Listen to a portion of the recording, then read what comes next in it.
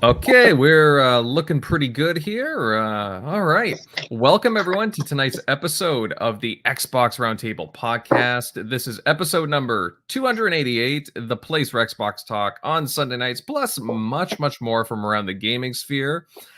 I'm Invader, and we've got so many things to discuss tonight.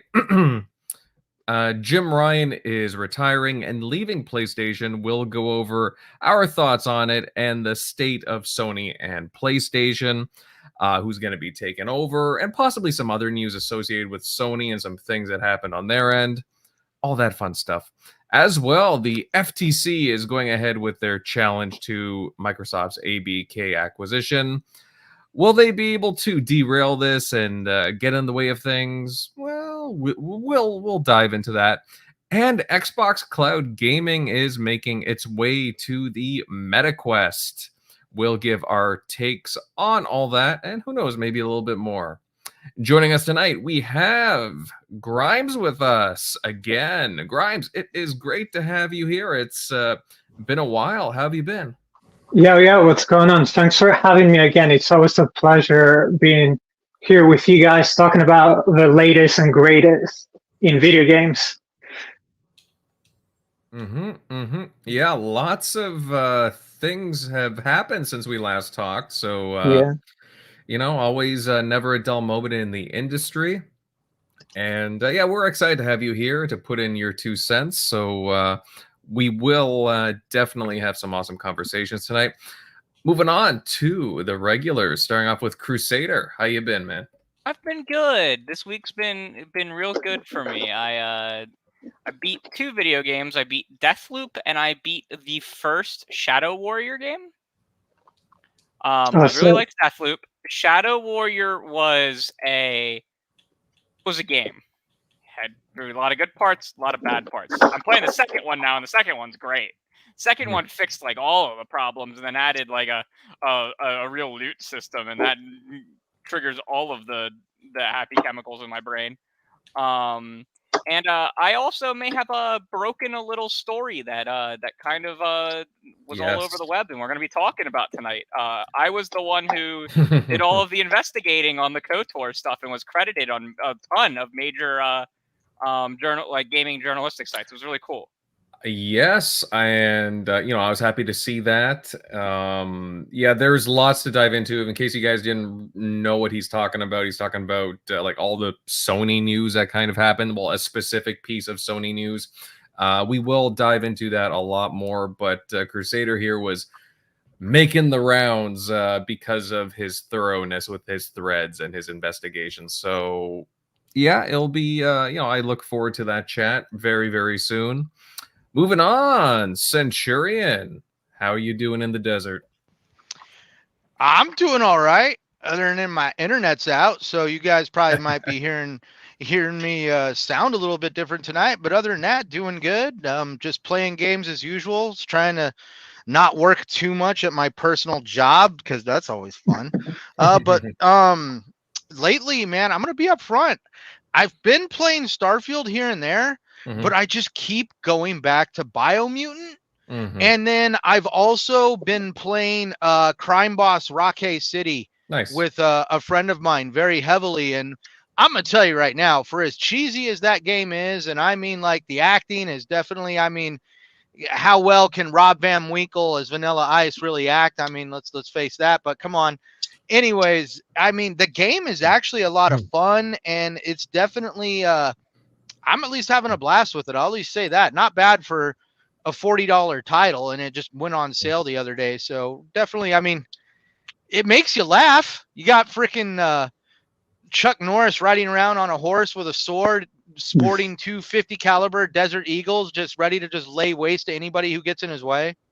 Yeah, it's funny you bring that game up, because I have seen that. I have seen reviews for that game, and really, it does look like an interesting game that I may have to pick up if there's a decent sale on. But if you ever do, man, feel free to hit us up, and we'll have a good time playing. I just want to at least put it out there, dude. Like, I'm not even trying to pick on Payday, but with what's going on with like Payday and all that other stuff, dude, I'm actually the game's doing better than Payday.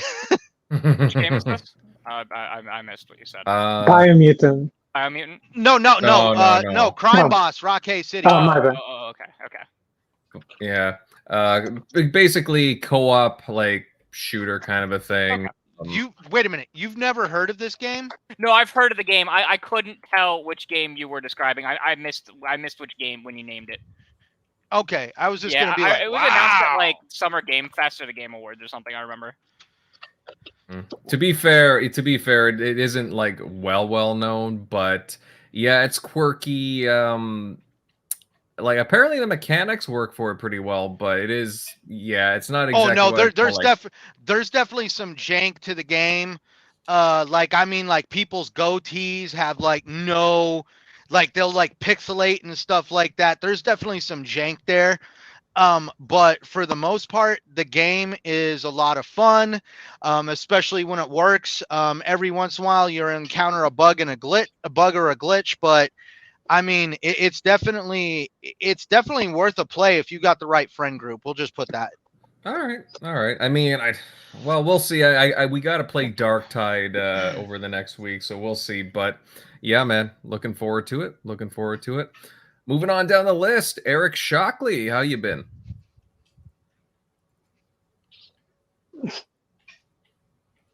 Oh, Shockley, buddy, how you been doing, man? I think he's muted. Oh, he is muted. All right. Yeah. Okay. Let's see. Okay, moving on down here. General MLD, how you been? Yeah, I'm doing pretty good. Been playing Lies of P all week. I think I'm almost done the game. Second Souls game since Elden Ring. So it's a hard game, but it's very rewarding. Like, especially when something's been killing you a lot and you finally persevere and get rid of it. Like, it's a good feeling. So one of the best surprise hits of the year for me. I feel guilty because we haven't really had a chance to like cover that game because of different news that has popped up. But I mean, overall, would you recommend that title, especially with it being in Game Pass too? It's been getting a lot of praise. Oh, 100%. I feel like it's one of those niche AA games that maybe would have been under the radar for a lot of people, but like I wouldn't have bought it myself, but it is on Game Pass. I tried it and no, I'm having a great time. So I recommend trying it if you're at least a little bit into Souls games. I had one boss with 1% health and he killed me, and then I rage quit that game, but it's so fun. See, yeah, you got to come back with a vengeance. I know. But yeah, no, I know what you mean though. Some bosses, yeah, I know what you mean. But I kept going. Like I committed to the game, so I'm here to the bitter end. But I love it though. It's a lot of fun. All right, good to hear.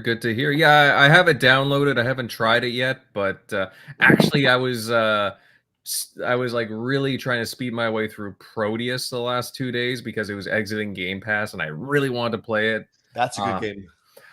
It is, and I loved what I was playing. I didn't have enough time to finish it, so I'll probably end up buying it soon. But fun game. I really like it, and I love those retro shooters. There's so many of them. So many good ones that have come out. Okay. One coming out soon called Phantom Fury, I think. Oh yeah. The sequel to Ion Fury, which was a 2D one. Phantom Fury's full 3D. Looks really cool. Well, no, Ion Fury is 3D. I played it. Isn't it like the 3D 2D though, like the classic Dooms? This one's full 3D.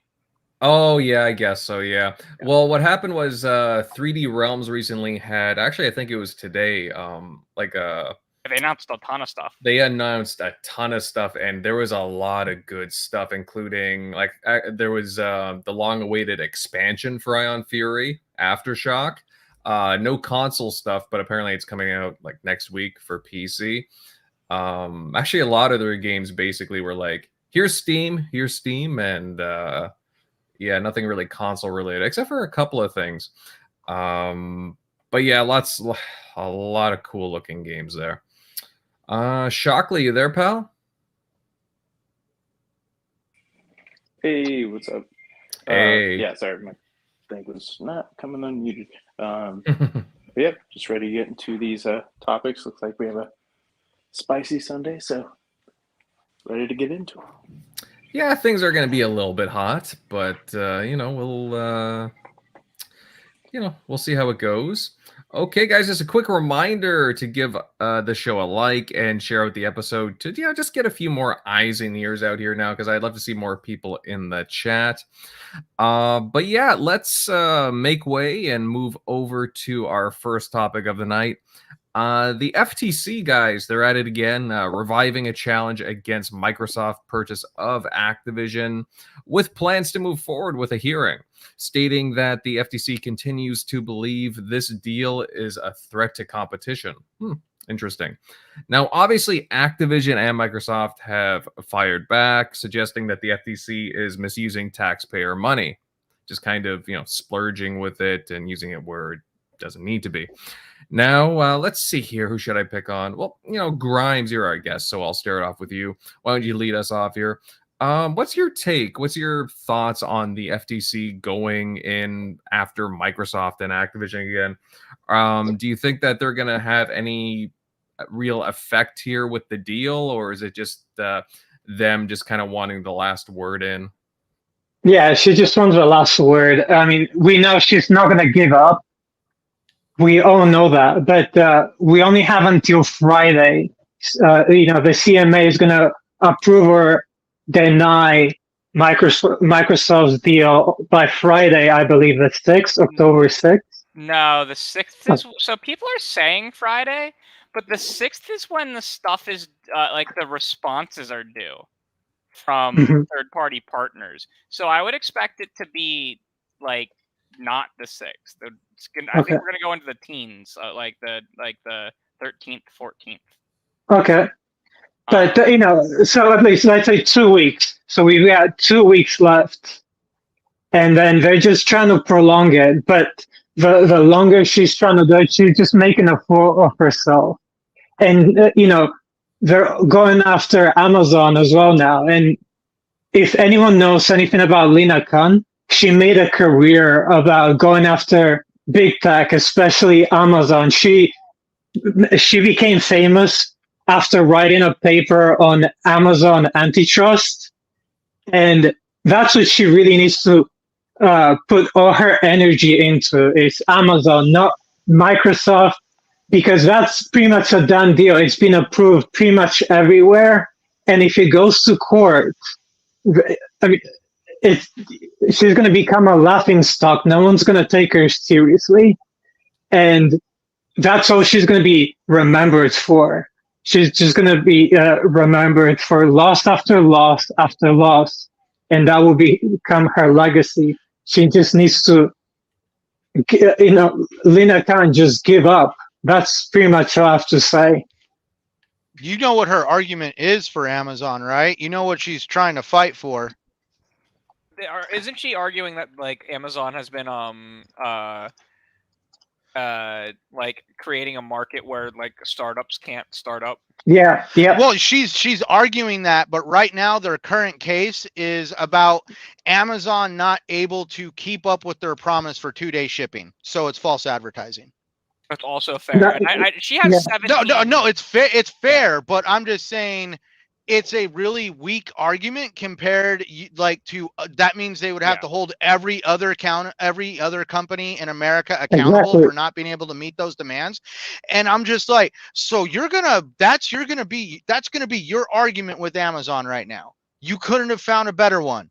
A company that's known to be a dangerous place to work. I mean, a person was killed with a forklift and it took them 3 or 4 hours just to notice the guy was missing. That wouldn't be the FTC's place. No, I know that. What NLRB? Yeah, but what I'm getting at is they have bigger things that they can use to tackle Amazon. Like we're talking employee safety regulations, even antitrust regulations. But no, we're going to go after a false advertising claim that could literally be made by any company in America. And if anything, they'll just pay a fine and that's it,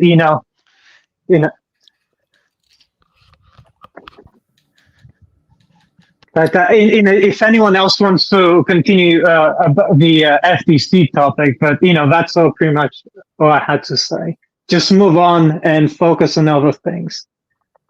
Yeah, I mean, to me, it's just them kind of wanting the last word in here because it seems to be going ahead. I think there's a date, or there's rumors of a date for the middle of October, if I'm not mistaken, for things to be pretty much cleared at this point, guys, right? So has to by the 18th, or they have to extend it again. Right. And there doesn't seem to be, I mean, besides this little FTC thing, but it just seems like hot air.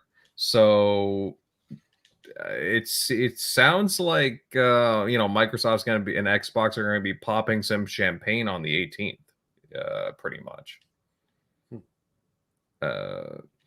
I don't know, but it just seems kind of petty that they're just going after them at this point. I do have to agree that they are wasting taxpayer money at this point, considering all the regulatory bodies, even the bloody UK CMA.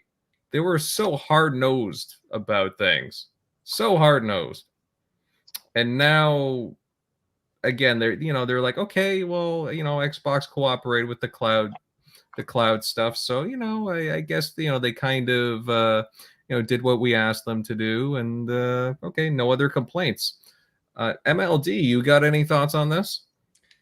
I'm confused. I don't understand what her reasoning is or thought process. I mean, they lost. I get it. The U.S. system, the justice system, is all about endless appeals, and she's taking advantage of that. This isn't an appeal. This is them continuing their case that was going to start in December, and is now delayed. And they do have the power to undo this deal after the fact. That is a power the U.S. government has with antitrust cases. Yeah, so they don't approve them. They can unwind them if they ever want to. Yeah. The only people that can actually stop deals is the federal court system. But what they're doing is they're doing their in-house FTC case, which if the judge rules in such a way, what they'll do is they'll then take the case to the federal courts. And it would be undoing the stuff after the fact at this point. Yeah, Hogue Law kind of commented on this a little bit on Twitter. This is the FTC flexing their legal right to still have their administrative court, because it's outlined in the guidelines that they have for the rules that they follow, that they are still allowed to have their day in court, even though they lost the federal case and the appeals case. They're still allowed to have this administrative proceeding. But they're going to first go through an evidentiary hearing where the FTC has to provide evidence to the administrative judge that they feel that this should go forward in an administrative court.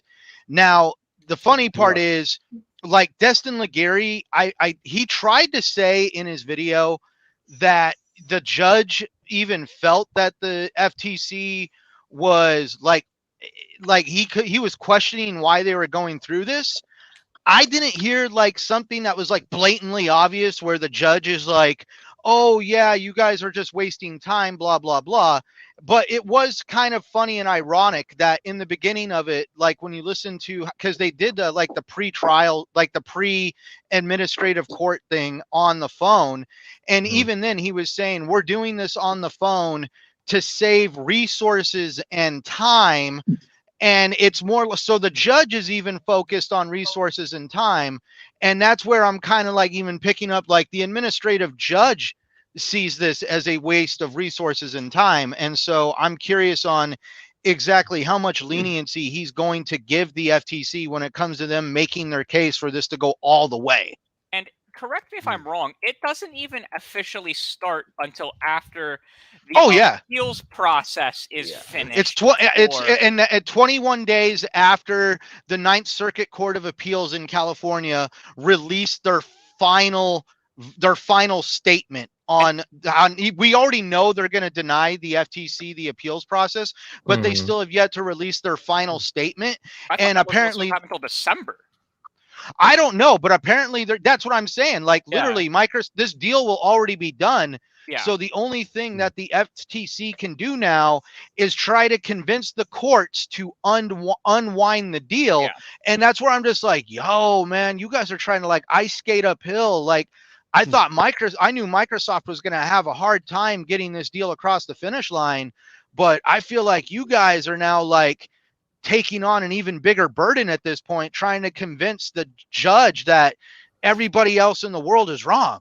They also have to only argue the console side now because they're losing the cloud half of the argument. Yeah. Because ridiculous. Ubisoft's going to own those rights. And from what I understand, Ubisoft is owning those rights globally.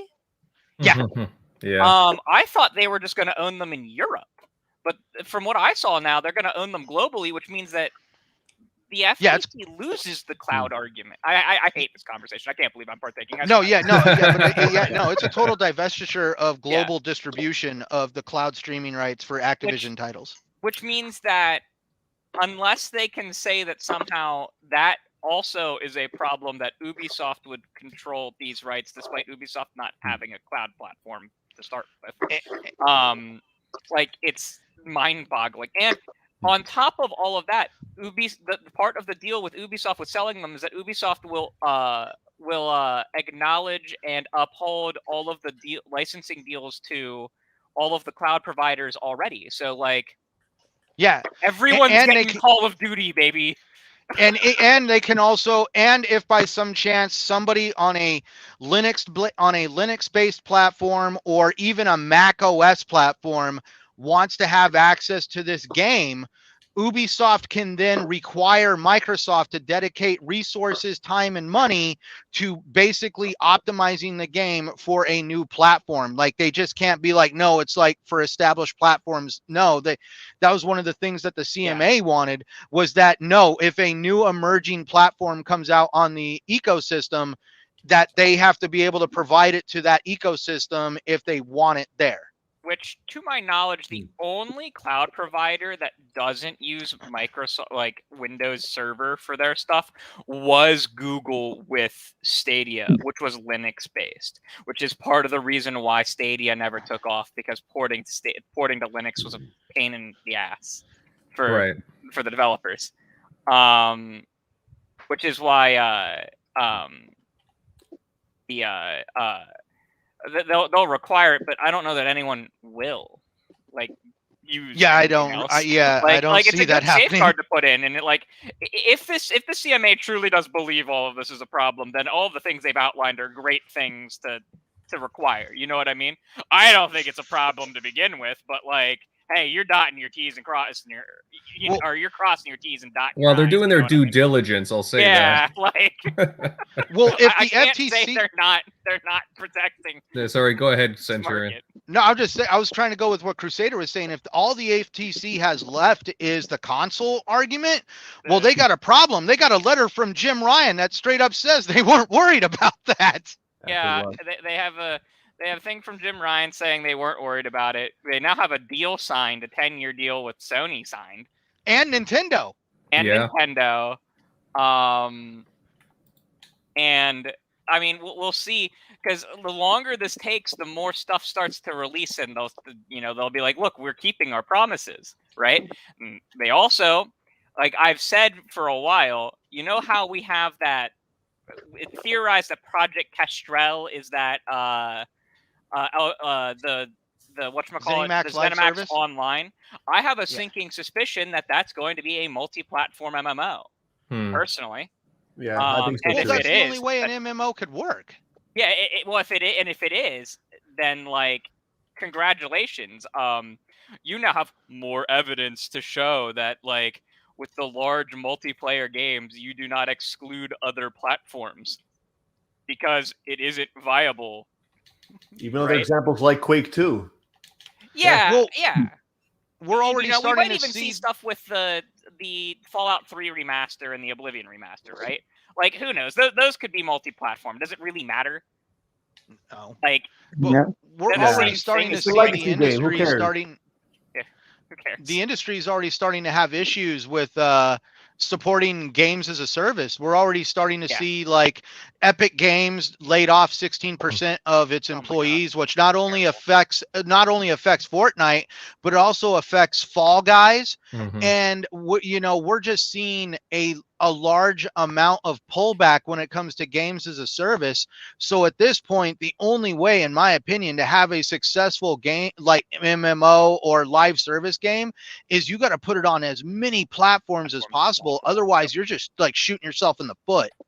Like Yeah. Marathon you also- will probably do really well. You know what I mean? Bungie's Marathon. It's going to be on everything. It is going to be on literally everything. It's gonna. Mhm. I'm pretty sure they announced it for the freaking Epic Game Store and Steam Yeah. on PC. Like all consoles. It'll probably be on the Switch too, for Christ's sake. Like, no, Mhm. Yeah, I hear Like, what you're these- saying. yeah. Like it's going to become an industry trend. I guarantee it. Even with PlayStations, I have a feeling that PlayStation, you're going to see some of their live service probably hit Xbox over time if they want them to be successful. More than Like- likely. Yeah. What's wrong? Nothing.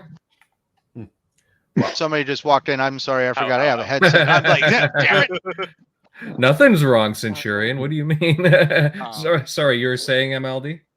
Oh no, I just wanted to say like, in general, just that no, like Lena Khan, like she took loss after loss, and Congress grilled her, and her budget got slashed.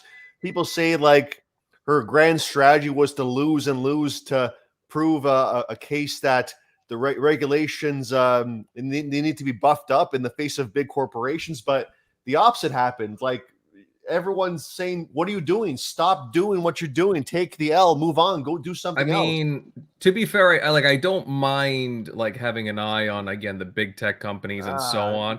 But no, I get what you're saying. But at the same time, Microsoft in the gaming sphere, I mean, everybody wants them, like, has been after them for years. Oh, be competitive, buy studios. Well, what better than buying Activision? Right, yeah, because I get it. I get what she means well. I get it Yeah. because ultimately, big tech bad. You don't think corporations to get that big, and Microsoft, they're $1 trillion company. I get it, but gaming, this is not the battle for you to pick. They are not the market leader. They're buying. You are indirectly defending the market leader, and all these regulators, they kept approving this thing, and even the CMA, the toughest nut to crack, they're looking likely to approve it now. So she has no leg to stand on here, especially if their argument is based in the console market, especially the console market. All you gotta do is look at like VG charts. Like, I know it's not accurate, but like PlayStation fans say they post those every week and they laugh at Xbox. Oh, look how low it's selling. That's literally a case that they can use to prove that the acquisition should go through to promote competition.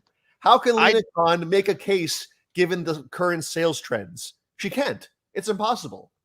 So See, I feel like you kind of said something right there. Like it feels like Lena Khan and the FTC are wanting to go against big tech because it's just big tech. And I feel like that regulation can't be as black and white as, oh, it's big tech, it's bad. Take a look at the grander picture. It's supposed, the FTC, the CMAs, all the regulatory groups around the world are supposed to take a look at a deal and look at how it benefits the consumer, not though the company's getting bigger, blah, blah, blah. And we can plainly see that the Activision deal is going to benefit the consumer with better access, even better strategies for giving us access for a cheaper price in a time when like money is like inflation's out of control and we could potentially be able to play the next Call of Duty eventually for $17 frickin'. And that's where it's just like, I understand the idea of being able to make sure companies don't get so big they start monopolizing the market.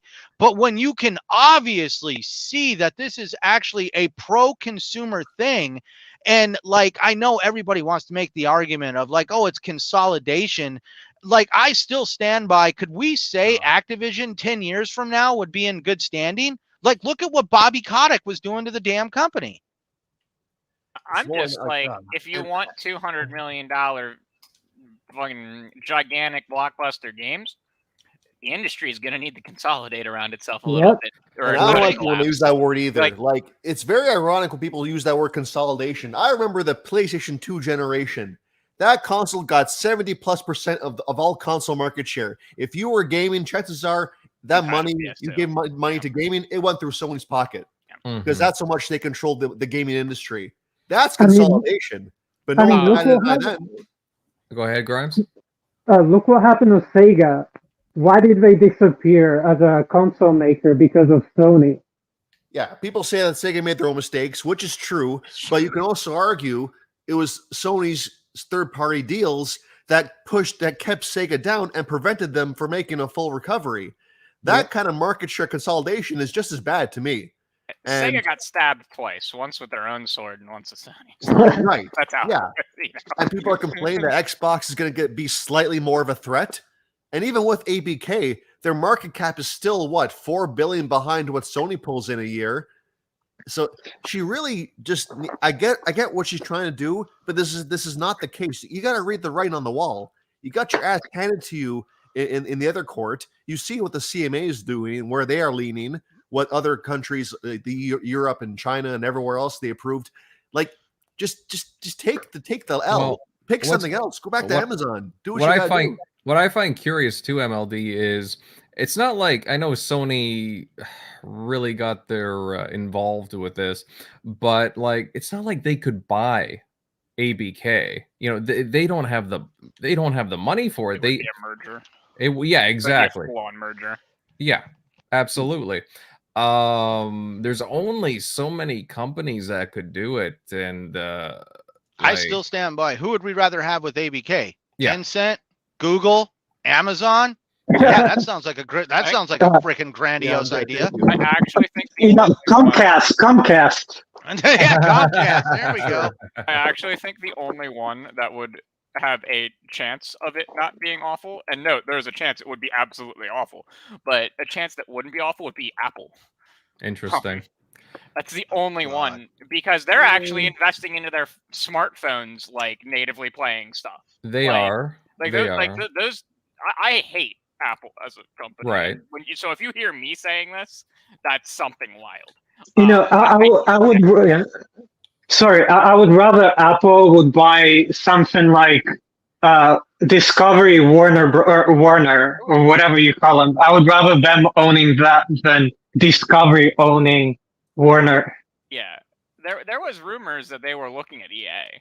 Mhm. Yeah, and Comcast is looking at EA as well. Well, yeah, Andrew Wilson doesn't want to give up a CEO title, the current CEO of EA, Mhm. and he would want a deal where either he'd be a CEO of the subsidiary or he'd be co-CEO of the entire merged operation, and Comcast said no. Mm-hmm. Shockley, buddy, I mean, I'd love to know your thoughts on this. Is the FTC just kind of, are you agreeing with the other guys on this? The FTC just kind of wasting time here? Yeah, it seems pretty much like it's just like a Hail Mary attempt, just to, hey, we can do it. It's like, hey, you know, when Tim Burton picks up Michael Keaton to be Batman, people can get, 100,000 signatures,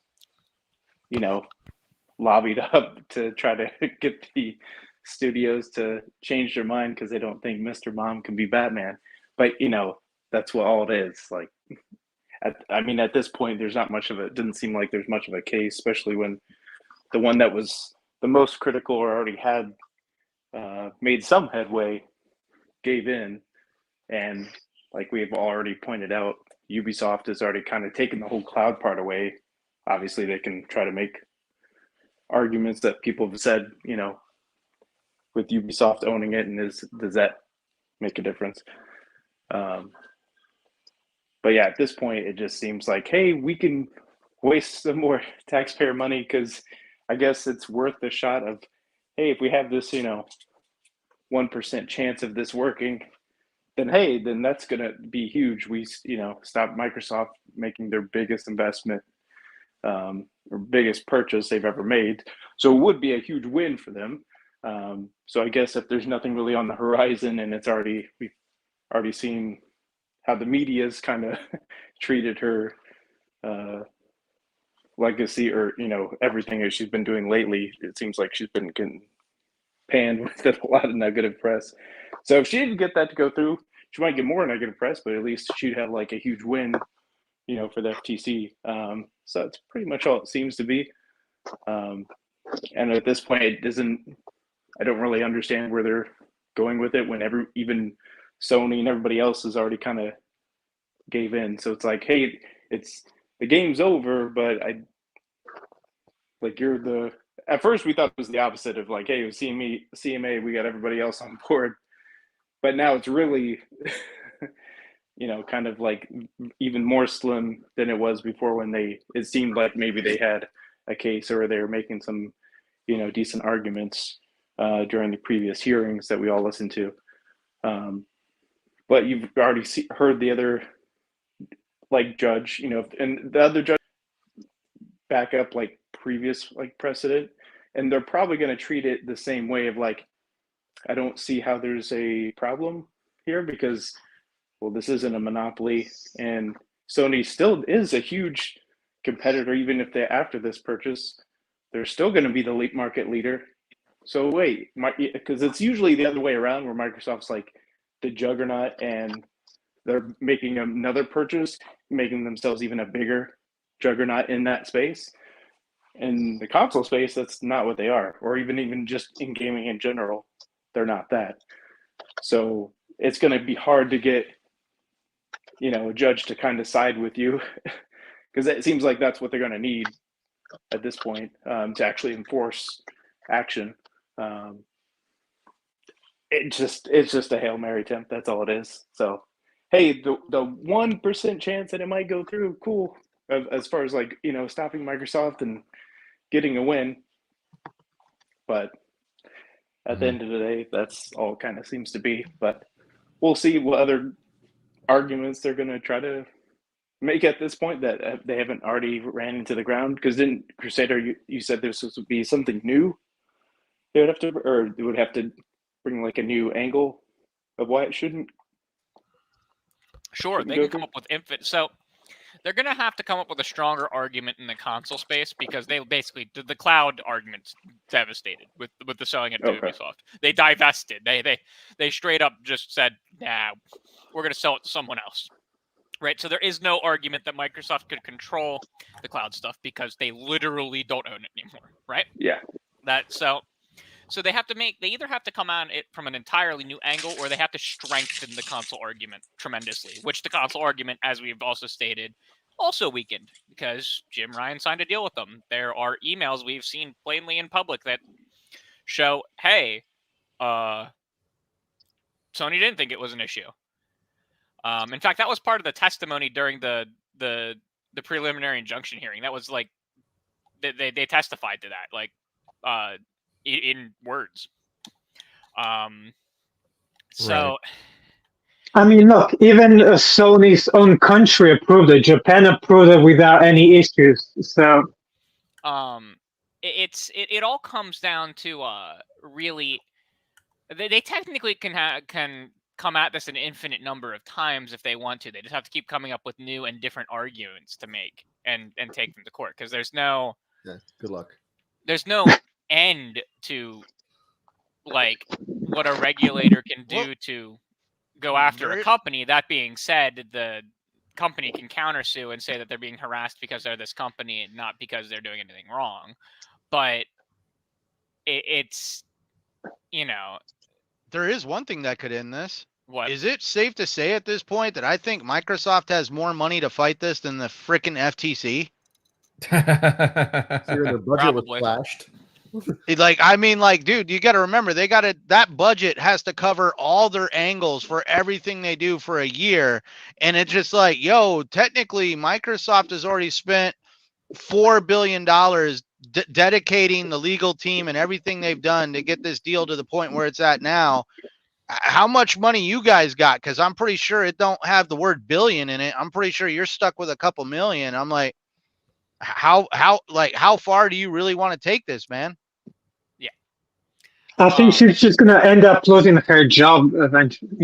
Now, to be fair, the Microsoft's legal expenses also covered them having to file stuff in like 18 jurisdictions, right? No, I'm just, Right. Whereas no, the FTC obviously, only has to do it in one. But right. I'm just saying that Microsoft, Activision, they have both shown a large amount of determination and will to get this deal to be approved.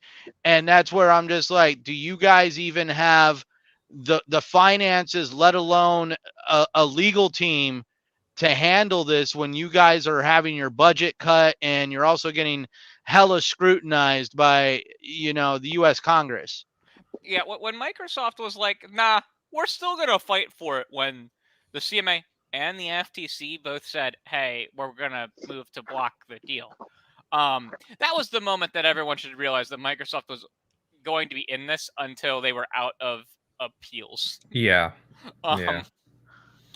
And yeah. So Microsoft's definitely willing to fight this for a while because it's going to be a basically money printing machine. I mean, yeah, it's all about mobile. People forget it's all about mobile and not so much about the games. Where Well, it's Xbox has mobile like and real PC. presence. And PC, because like Yeah. Blizzard itself is a huge PC distributor, right? World of Warcraft, Overwatch, StarCraft, hmm Diablo. Agreed. Huge PC audience, right? Mhm. Probably bigger than any of the other platforms for those things. Oh yeah. And so it is a play for PC too, to expand Game Pass and things like and Microsoft. The beauty initiatives on part PC. the beauty part of that is that even though Xbox will be very much get a shot in the arm compared to say PlayStation and PC, they still pale in comparison to Steam. So it's still pro-competitive as well there too. Yeah, no, yeah, definitely. I really hope that Microsoft uses the technologies that Blizzard has with Battle.net and improves the Xbox launcher on PC. Right. The Xbox launcher is not great. I have a sneaking suspicion you'll see quite a few things over the next year or so, two, whatever. Yeah, I kind of hope they get merged into one thing that is Mhm. That would be the smart thing. Battle.net, because the Yeah. back end of the Xbox launcher is bad. I think they're aware, to be honest, and I think they're waiting for this deal to officially close so that they can really get the ball rolling there. Unlike Bethesda, where we murdered the Bethesda launcher within 3 months. They killed it within 3 months. That being said, guys, any closing thoughts on this before we move on? Yes, no? Okay. I know we're all like tired of talking about this stuff, but it was just interesting. The FTC just kind of, again, putting, sticking their head in it again. But yeah, in what, 2.5 weeks time, hopefully we get the final verdict and we'll be, breathing a sigh of relief and, just having a beer like, oh yeah, we can finally stop talking about it now. But, yeah, either way, interesting conversations for sure. Am I the only one that thinks that once this deal closes, that we're still probably going to hear the CMA and the FTC kind of moan about this deal for a while? Like, I mean, like, we know the CMA is going to be heavily invested in making sure that Microsoft does what they say they're going to do. I think they're even going to have like some kind of like appointed individual that maintains everything and reports back to the CMA. And then we're also going to possibly see the FTC do what has happened with Meta and other companies, where they just constantly, every once in a while, try to drag Microsoft back into court for one reason or another. I think you're dead on with the FTC. I think the CMA is going to tout this as a major victory for antitrust. And you're not going to see them try to push anything further with Microsoft. You're going to see them use it as a use case for like useful watchdog practices. Also, Microsoft volunteered to pay for an independent watchdog to placate the CMA. That's so I correct. fully expect that you're totally right there, that there will be an independent person who watches over to make sure Microsoft's not doing anything, paid for by Microsoft. Mhm. Either way, guys, it'll be interesting to see what the next couple of weeks, how they unfold, but looking forward to it nonetheless. Guys in chat, love the conversations going on there. I really appreciate you here. And if you haven't done so already, guys, share out the episode. I definitely want more people in the chat, more people tuning in. Also, hey, give this show a like. I would really appreciate that. You guys rock. You know what? Somebody brought up Meta, so why don't we talk a little bit about Meta, specifically the Meta Quest. It was announced yesterday by Meta that Xbox Cloud Gaming will be making its way to the Meta Quest headsets in December, being incorporated in a manner. It means lots of Xbox games like Halo, Starfield, and the like will be playable on the headset through the cloud, through Game Pass subscription. Now, guys, we have covered this about a year ago when the partnership did get announced, but we didn't know exactly when things would unfold. But now we do. General MLD, buddy, what do you think of Xbox Cloud games being available now on these mixed reality headsets? I totally agree with this. They should definitely make more deals like this. I'm sure others will follow in the future. You see, it keeps Xbox from investing in their own mixed reality headset because they do believe it is more of a niche market at this moment. And we've seen PSVR 2 sales, they're okay, but they're not amazing. So it's keeping any research and development where it counts, where we want it to be. And instead, they're just seeking out other parties that already have this tech and just putting Xbox on that. We see that with the headsets here. We see that with handhelds like the ROG Ally.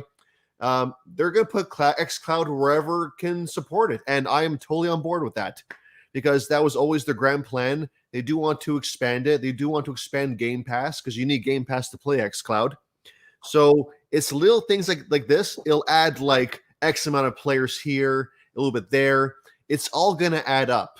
And yeah, it'll just do its part to spread the Xbox brand, like playing Halo and Forza and all this stuff on the headset. I mean, fantastic.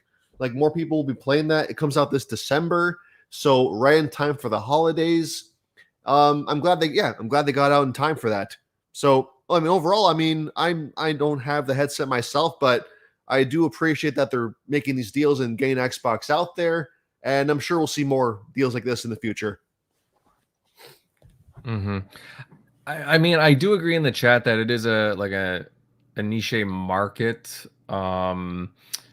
And you're absolutely right, MLD. It does have a presence. There are people who genuinely do like VR gaming and so on. That being said, it's still a very small minority in the gaming sphere. But I do like I do enjoy it. There are a lot of games that do really take advantage of it. There are some nice options there.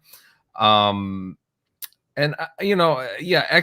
has, they haven't dipped their toes in it themselves. Really, they've really stepped back from committing to it hardware wise on their end.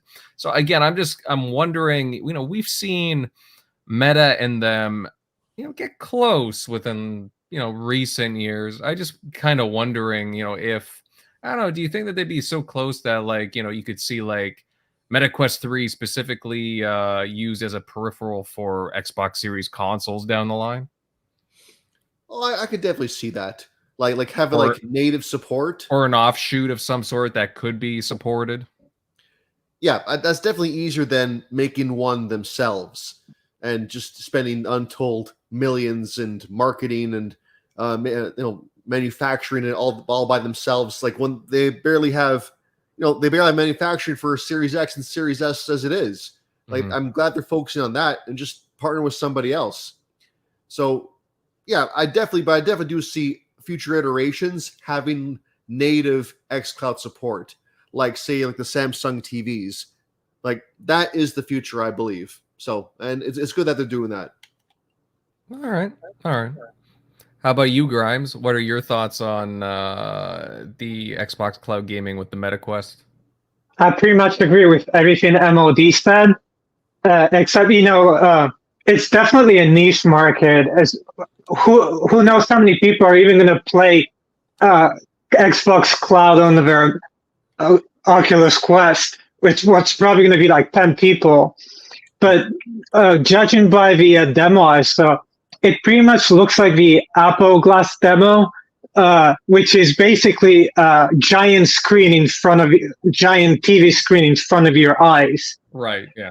And you know, at that point, you might as well just buy a projector, which is going to be a better experience, in my opinion. Anyway, you know, I'm someone that sits in front of a computer pretty much all day, and if I'm going to use VR, I want my experience to be different. I don't want to be looking at another screen in virtual reality. And but yeah, like MOD said, this way Microsoft doesn't spend R&D money on making their own headset. Plus, you know, with Microsoft right now, it's all about giving people the option of playing how they want to play their games. So it's really cool what they're doing. But, you know, if I were Meta, I would hit up a bunch of AAA studios and fund VR versions of, you know, AAA games. I don't know if anyone remembers when Alien Isolation came out. Yeah. Someone made a VR mod for that game, and it was so cool and creepy and scary. It was just such an insane experience. So personally, I would rather, you know, playing native games on a VR headset than having a giant screen in front of my eyes, and especially that blue light burning my eyeballs for what, 2 to 3 hours. I can't see people playing more than 15 to 20 minutes. But you know what I was more impressed with Facebook? It's their new 3D avatars that they just showcased a few days ago. I mean, it was such a massive improvement from their previous what was it, like a Wii looking avatars. Yeah, they And were looking pretty weird. Yeah. Yeah, it's scary how fast we're moving in the tech industry, and but you know, at the same time, I don't know how I feel about Facebook having a hyper realistic model of me. You know, what could go wrong? So, but anyway, the tech is impressive, and I'm happy for all those 10 people that will play Xbox Cloud on their a VR headset. Mm-hmm. Yeah, that's right. I mean, to Meta's credit, they do have some interesting studios. First one that comes to mind is Twisted Pixel, as well Armature, the studio behind Recore. Hey, there's a few others, Ready at Dawn, and yeah, there's a couple of other ones. But so you know, I don't exactly. They are slowly becoming an interesting gaming developer, publisher, I guess you could say in some ways, VR studio. Let's see here. Shockley, buddy, I mean, what are your thoughts on the Xbox Cloud Gaming incorporation into the MetaQuest here? Certainly some interesting prospects. Yeah, I don't. That part I did not get too up to speed on. But I mean, for the people that love to use VR, it's cool for them. Sucks that, you know, Xbox doesn't have their own, I would say, own VR, or just like, hey, we'll, you know, bring on some of those VR games you see on like PC or what have you, and hey, you can, since you can basically use it as an emulation station or do whatever hacky stuff to it already. Why can't we just use our, you know, VR headsets that we already have for like that work on the PC just fine? So, but I mean, this is another cool aspect for those people that want to use it that way. I'm not one of them. I don't have one other than the old PSVR. Haven't, you know, wanted to shell out the, what was it, $600 for the PSVR 2 at this point. Yeah. But are you gonna get at it? this point, it's just kind of died down for me until it gets a little cheaper, and it's just, or there's something really groundbreaking to the point. The whole Apple thing kind of seemed cool, but even that's like ridiculously priced. So it's not really a part of anything I really have any interest in right now. But we'll see. Maybe this helps move all that other stuff along, make that more of a staple. So.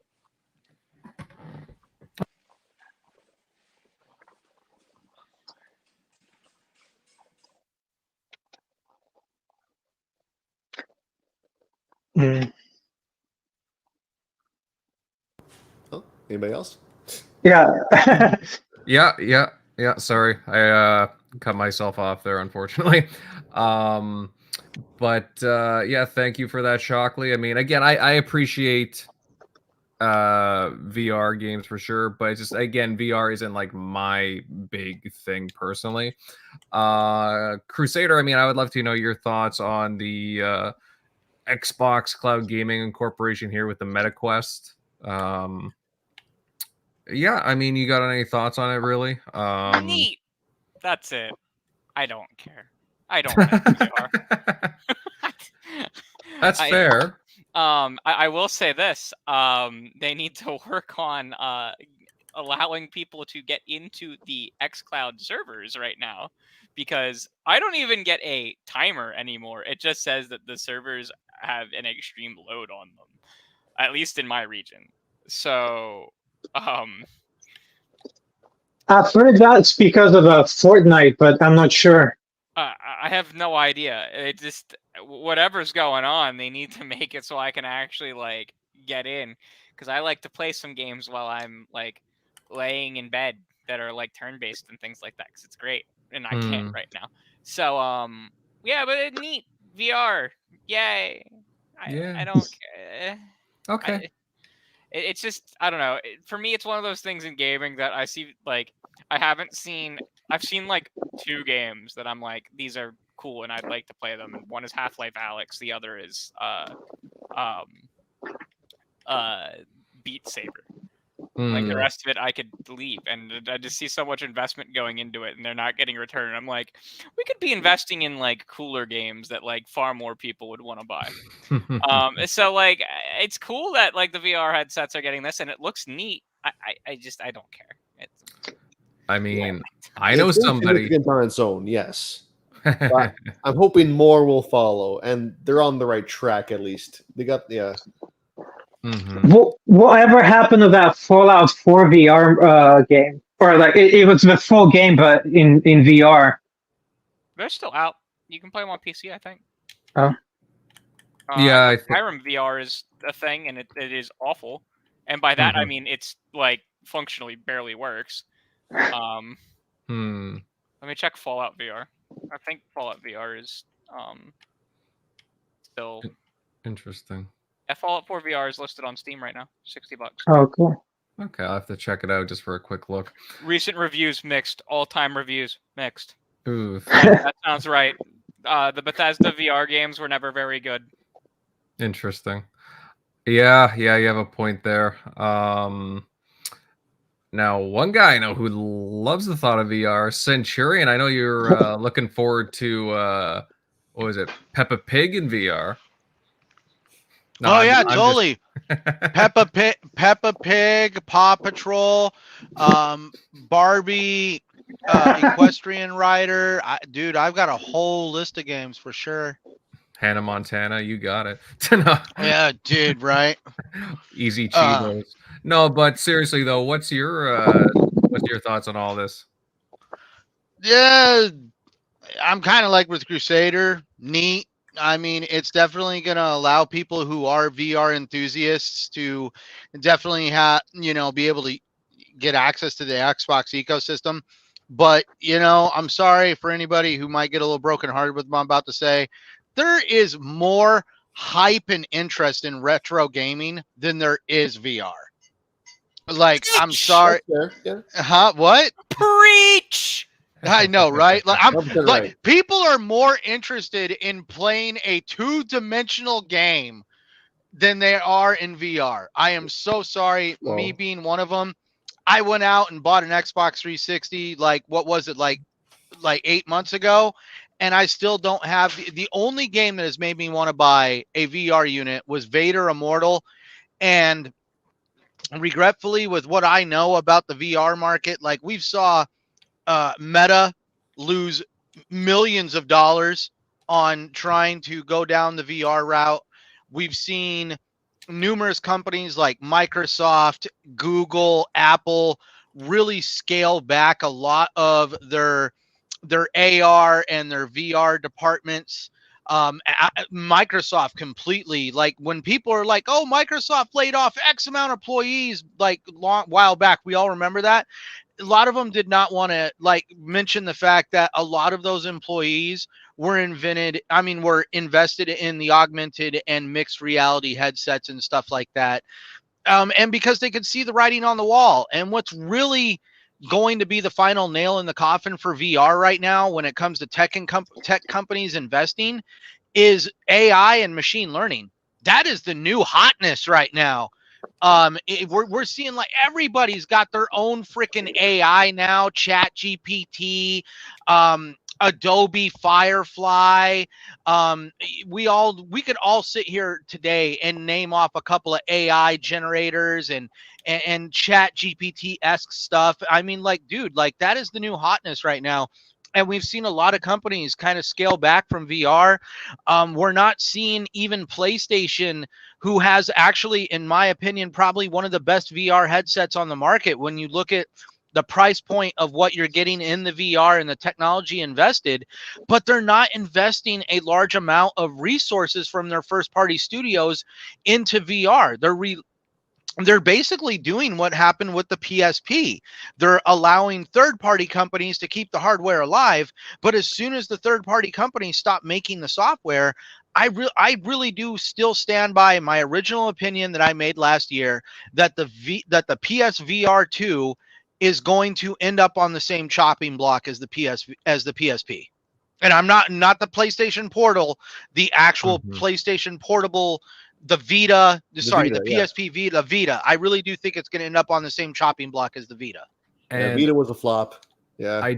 I do gotta say, and this does move into the last topic, the bigger topic coming up at the end, because who knows, things might be changing. You know, priorities might shift for Sony soon. So I see some priorities changing, but we'll get into that for sure. But that's where I feel like the PlayStation Portable was like, the PlayStation Portal was a half-ass attempt on trying to bank on the Asus and the freaking Steam Deck. Like, come on, what the hell, man?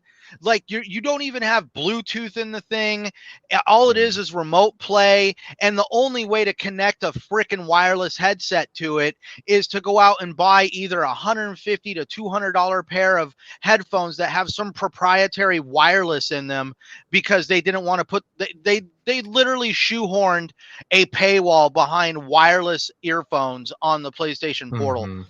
And that's where, I mean, yeah, definitely, for sure. I do see some things ending up getting axed. And regretfully, the Vita was a flop, because even PlayStation admitted that they had stretched themselves too thin and that they had no way of properly supporting the PlayStation, the Vita, in a way that was necessary with first party studios. And we obviously saw that third party studios weren't enough, so they ended up axing the Vita. And we're already seeing that again. Like, can we really say that Sony is not stretched thin? They're trying to go down the road of creating 10 games as a service. We're seeing them try to support the oh my God, the PSVR. I just really do think at this point that once again, PlayStation has stretched themselves a little thin, and that potentially the PSVR 2 is going to be one of those things that just literally go into the same museum that we see the Nintendo glove in. But yeah, it's well, again, we'll wait and see. We'll wait and see how things kind of unfold. But Yeah, I mean, any other of you want to chime in on this before we move on to our next topic? All right, I think we're about ready to move on here. But guys in the chat, again, it's great to have you here. Please share out the show and hey, hit the thumb. Give us a like, as that does help us out greatly. Greatly appreciate it. And we do have some really awesome people tuning in here tonight. But yes, guys, I mean, we've already alluded to it, and I know you're all waiting. Why don't we talk about the big news from the past week? CEO of PlayStation, Jim Ryan, has announced his retirement, leaving Sony after, I believe, 28 years with the company. Sony announced Ryan will be gone in March, and that leaves Hiroki Totoki will be taking over as interim CEO. Again, I'm curious what everyone here has to say, as again, it's not just Jim Ryan, but there's like a slew of things that we could add on to this as well from the past week. Crusader, let's start off with you on this one, as I'm sure you're reeling from this. I mean, I know you're going to need a tissue for Jim Ryan leaving here. What are your thoughts? Has come. So do we want to start with me talking about Jim Ryan, or do we want to start with me talking about KOTOR? Tell you what, lead off with Jim Ryan and Okay. go to KOTOR whenever you feel like it. Okay. So, like, when I saw the Jim Ryan response, people know who Moist Critical is. Charlie, Penguin Zero, YouTuber. I believe so. I know of him. There's Yep, a famous I know who you're reaction talking about. gift where he goes, "Woo, yeah, baby!" That's what I'm talking about, right? He screams it, and that's me. And it's not because of anything Activision. It's not because of anything Console Wars. It's not because of anything like Activision Blizzard. It's not because of any of that. It's because Jim Ryan, one of the things he said early on in his tenure of being the CEO and president of the PlayStation division, was that why would people play these old games, right? As one of the key things that he once said in reference to, I believe it was like Gran Turismo 2. It was at a Gran Turismo tournament. I don't remember exactly which Gran Turismo it was, but it was an old one. Yeah, it was either that or like Killzone or something as well. No, it was definitely Gran Turismo, because he was talking about it because he was at Evo. Okay. And he was talking about it.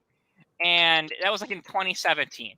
And ever since then, I have just not liked the man, because people who know me know that I take pride in playing older video games. I have played in the last 2 years over 50 games from the Xbox 360, PS3 generation, or before, right? And I love to do that, okay? And it has made me nothing but mad to hear all of the nonsense that, we still don't have PS3 backwards compatibility in any shape. Like, I can't even, sure, maybe my discs won't work. I don't care. I can't even purchase the games digitally to just, play them again on modern hardware, right? And some of these games are some of my favorites of all time, right? It's, Ratchet & Clank Future Tools of Destruction is historically one of my favorite games of all time. In recent years, it actually got knocked out by the slew of great games we've gotten since the end of 2022. But one of my absolute favorite video games of all time, and it is resigned to its fate on the PS3, and that sucks. So I do not like Jimothy Ryan. Okay, I don't like him in the slightest. Now, he said he's retiring because of traveling, and then he outlined basically that every week of a month he is in a different country. And yeah, that sounds freaking miserable, and I would probably want to retire too. Because PlayStation's always had this weird thing where PlayStation's a Japanese company headquartered in the United States, but run by the European side of it. That is how it's been for the last 6-7 years. And yeah, that actually sounds like an absolute, and I kind of feel for the guy. That sounds freaking miserable, right? That you're never in one place. You're never at home. It's just, but I'm not sad in the slightest to see him go. Now, a lot of people don't like the live service move. I don't really care as long as they were going to try and make some good games. I mean, Destiny 2 is one of my favorite games of all time. I really like Halo Infinite now, at least. I was very critical of it for a long time because like it just didn't have content. I said it was a good game, it just didn't have content. Now it has content and it's freaking wonderful. Like, live service isn't necessarily a bad thing. It's only bad if you do it half-assed and rushed. And bringing in Sony kind of makes it so that at least it won't be half-assed. It might be mind-bogglingly expensive on my wallet, and it very predatory. But like, I don't have a fear that the game will like not be enjoyable to play, if that makes sense. But if you're someone who doesn't like his direction in the live service, I can also understand that that is a absolute just hooray, he's gone, right?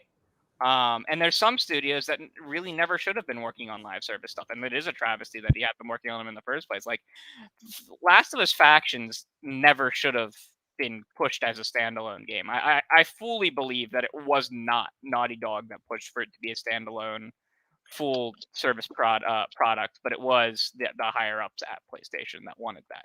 And we heard reports from Jason Schreier this week that the transition for some of these studios has been really bad. And if that's the case, then that is a severe problem with his leadership.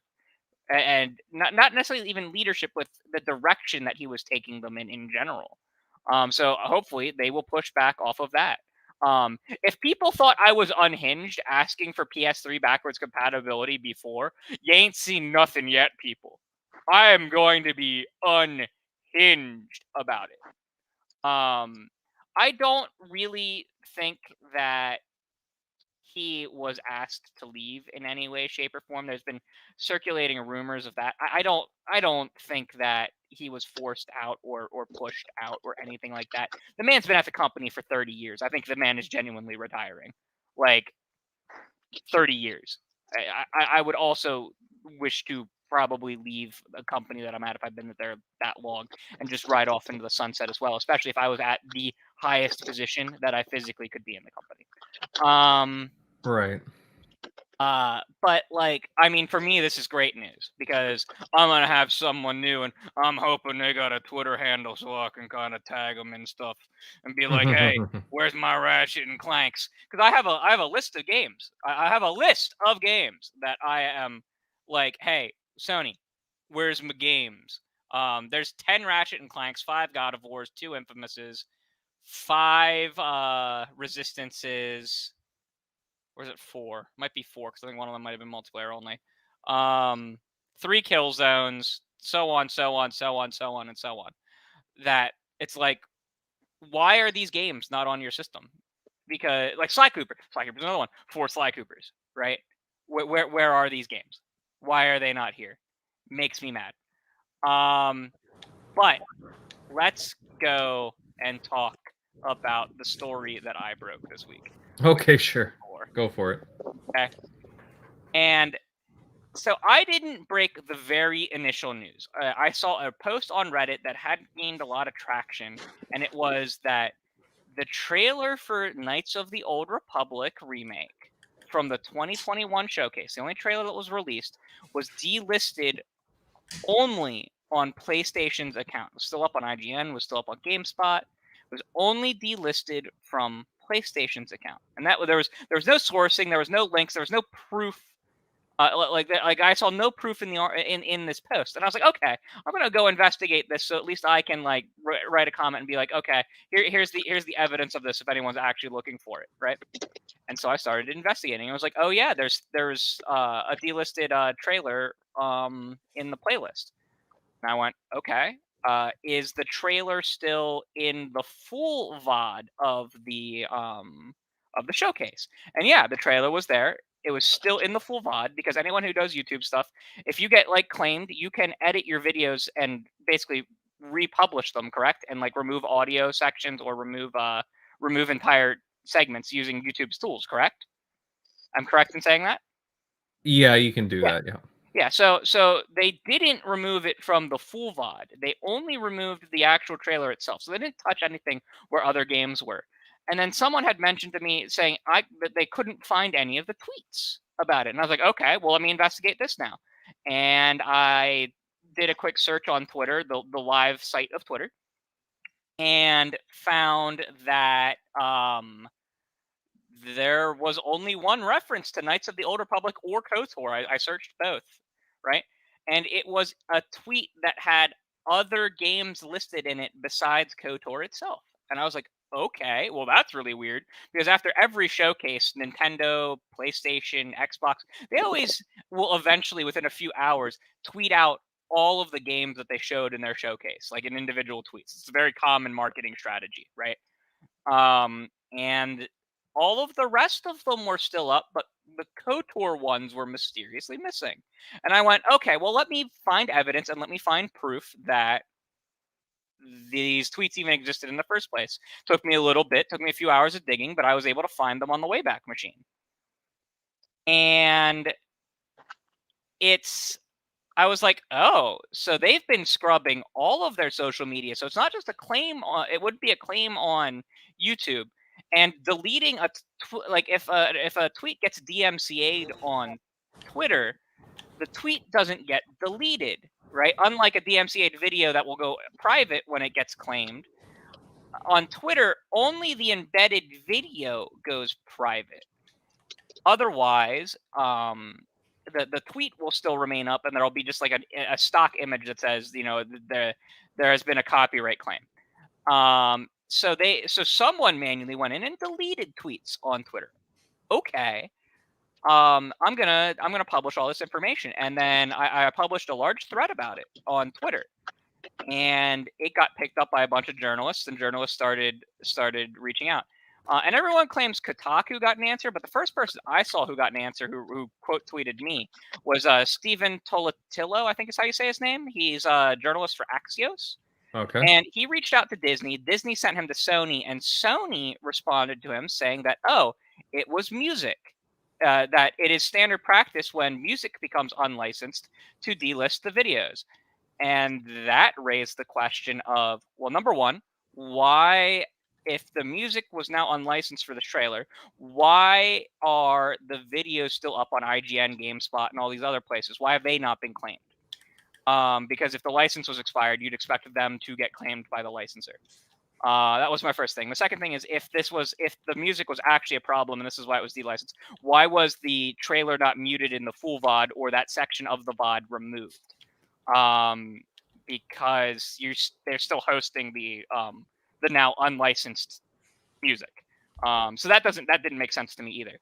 And then my third question, and probably the biggest question I raised, is how does Star Wars music for a Star Wars game get unlicensed before the game comes out on the channel of the publisher for the console version, and only after 2 years, right?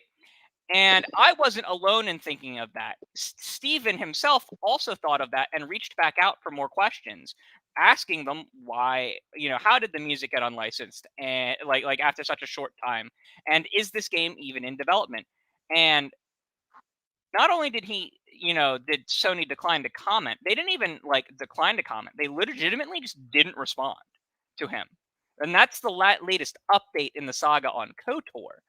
And I've been referenced in Game Informer. Game Informer and Windows Central have the best breakdowns of it.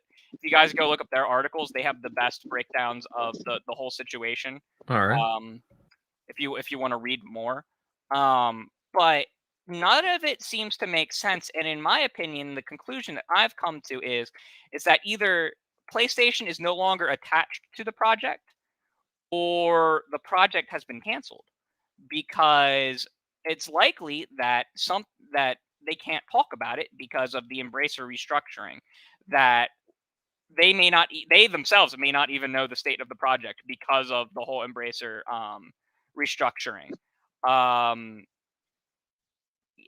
wouldn't be shocked that it's canceled, because everyone knows that it had the huge issues that were reported by Jason Schreier last year with basically the version that was shown to Disney and Sony. Both parties were extremely unhappy with, and it got indefinitely put on hold at Aspire Media and moved to Saber Interactive. I think it was moved to Saber Paris. I don't totally know which Saber studio it was moved to, but it was supposedly moved to Saber. And with the restructuring at Embracer due to their fiasco of an existence, I wouldn't be shocked to hear that this project is scrapped because of how much money it is costing them to move it around between all these teams, and the fact that it is licensed. It's not only being published externally, but it's also a licensed external IP. I wouldn't be shocked to hear that this project is just canceled, because that would explain why the license expired, because they don't have the license anymore, because they're not the publisher anymore, and that the video itself isn't unlicensed, but they don't have a license to act as a publisher anymore for it, so they don't have the music license anymore technically. But the state of KOTOR is a mess. Yeah. Well, I mean, that's really unfortunate too, because I know a lot of people on the panel were looking forward to it. I was looking forward to it. Like, I'm a huge Star Wars fan, huge RPG fan. Like, I was super excited for it. I'm actually more excited about the Ubisoft Star Wars game. Well, that game looks fire. You know, Yeah. we didn't know about that in 2021. That was announced this year, right? Yeah. Right. It was technically announced before, but it was like generic Star Wars game at Ubisoft Massive. Come back for more later, and later. But the demo they showcased looks so good. Yeah. I was excited to have some more Old Republic in general, because this would have been the first Old Republic project that would have been canon in the new Star Wars canon. And it doesn't look like it's gonna exist anymore. At the very least, I don't think Sony's attached to it in any way anymore. Because they could have cleared everything up when they said this is standard practice. The music became unlicensed. We're going to have it relicensed, and don't worry, the project is still happening, right? They could have easily said that in their PR thing, but they didn't comment on the status of the project in the slightest. And they said that we delist videos when the music becomes unlicensed, and that's it. No, we're working to relicense it. Nope, didn't say anything about that. So if you were anticipating the KOTOR remake, I would expect it to not exist anymore. Personally, that's nothing confirmed, and it may still exist, but no one should be expecting it to ever release, in my opinion. Well, I mean, good sleuthing there. Honestly, really good write-ups. Yeah, and to be warned, everyone, we're going to be talking about more leaks and rumors soon, because as soon as that Activision Blizzard deal goes through, I'm going to have like a 40,000 line document made up for everything. Xbox, Bethesda, and Activision Blizzard King. That's dedication. I'll give it to you. Grimes, just to piggyback off of what Crusader was saying. I mean, obviously we touched on KOTOR there, but Jim Ryan retiring from Sony. That's pretty big news. What do you think of that? Well, with regards to Jimmy Boy, I think he was I'm happy that he's gone, because he was so out of touch with gamers. He was just a businessman. And like Crusader said, I don't think it had anything to do with the FTC, so I'm not going to jump into that, conspiracy. But sure, he didn't help himself with some of the ridiculous claims he made. But yeah, it's complete nonsense that it had anything to do with the FTC. I can see him get the gaming industry taking a complete toll on him. All the drama, the traveling, not to mention the toxic fans from both PlayStation. That so many PlayStation fans hated him, and I'm sure some Xbox fans weren't really nice to him. So let's put it at that. But who wouldn't want to retire at his age or position anyway? I mean, if I could retire tomorrow, I would in a heartbeat, especially if you're financially set. But to me, it looks like it caught Sony completely off guard, because surely you have a permanent CEO in place by the time you announce that he's leaving. I'm guessing internally Sony isn't confident enough in their future, especially diving into the unknowns with a live service stuff. Besides, if he leaves now and things go sideways with the live service or whatever, he won't have to face any of the backlash. So I think it's a perfect time for him to leave. But and we've also seen Phil Spencer talking about one thing that would make him leave the gaming industry is the toxicity in the video gaming industry. I think, speaking of Phil Spencer, I think he's probably got 3 to 5 more years of Xbox before moving up in Microsoft or going elsewhere. In my eyes, Phil Spencer has done so much more to the gaming industry and Xbox than Jimbo himself. Jimbo, for example, he was in charge during, I wouldn't say most turbulent times in the last decade for Sony, but definitely the price increases, the debacle with the Horizon Zero Dawn price. So many things didn't help him. And if you really think about it, most of our bangers were well into production before he actually even took over as CEO. So to give him credit for releasing those games during his tenure, I think it's wrong.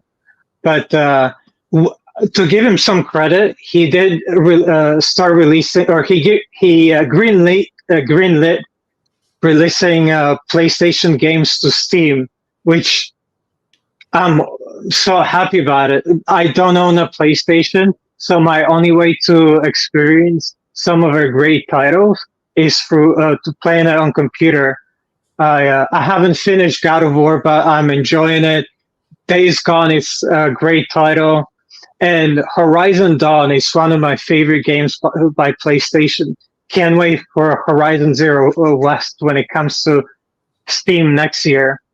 And lastly, one of the things I can actually see Sony being unhappy with Jimbo, it's them losing focus on what really matters to Sony, and that's Japan. He put way too much focus on Western studios and not enough on Japanese developers. I mean, imagine if Xbox was like, let's close most, if not all, Western studios and open a bunch in Japan or China and just put 90% of our focus on the Asian market. Right. So I think with Hiroki Totaki, which is going to be replacing him, I think they might bring some of that focus back to Japan. And so we'll see what happens. Some of those projects, the live service projects, they might be canceled too. I mean, we don't even know all the projects that are being developed, so some might never even see the light. But all we know, I'm happy that he's retiring. Happy retirement, Jim, and enjoy being with your family. And that's pretty much all I have to say. Just don't come back into the gaming industry. All right, maybe he'll take your advice. You never know, Grimes. Let's see. MLD, I'll go over to you now. I mean, obviously, pretty big news from the past week. Gonna have some, I'd say, some fairly big ramifications for PlayStation. What are your thoughts on Jim Ryan leaving, retiring? Well, okay, let's see. The timing came out of nowhere. No one really saw it coming.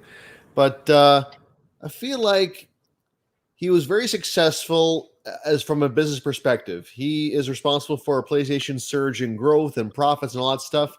But at the same time, he's also known for many anti-consumer policies that, in my opinion, he knew what they were, but he banked on the PlayStation brand loyalty to carry it through.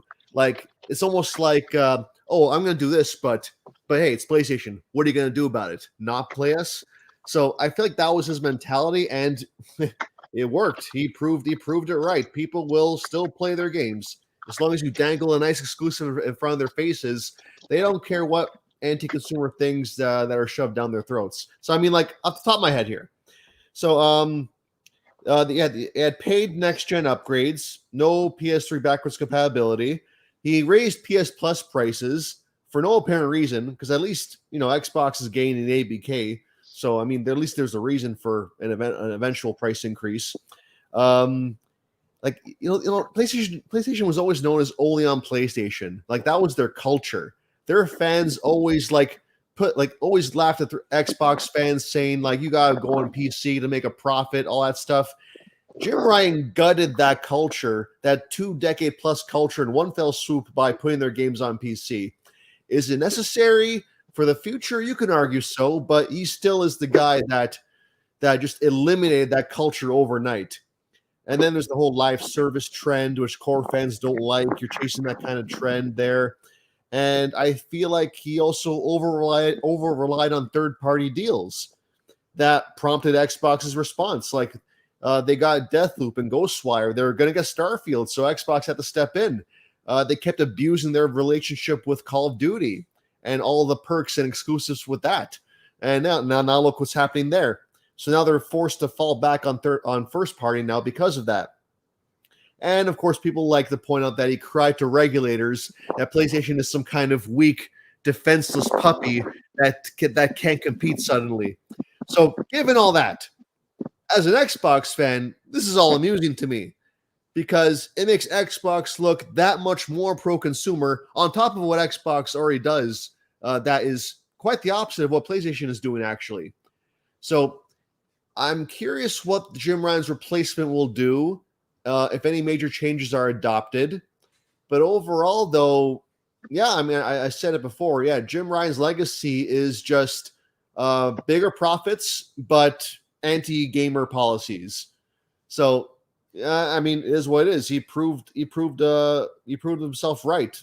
As long as they deliver good games, they can get away with these things. And that's unfortunate, but that's just the reality of our industry there. So that's all I got to say about that. Let's see what the next replacement does.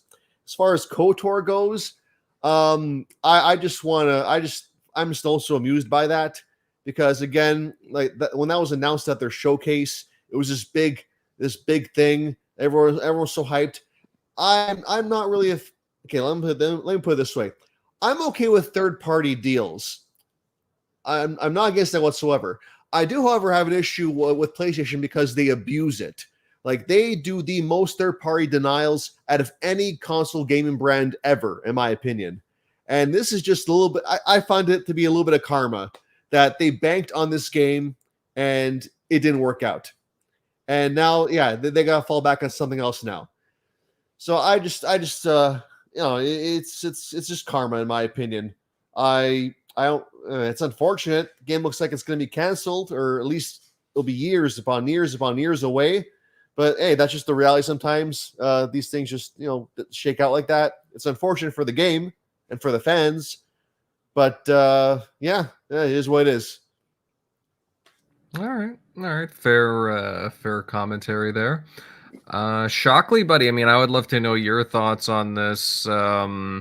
Everybody just going around the table here. A lot of people seem to be happy that Jim Ryan is leaving PlayStation. What do you think about this?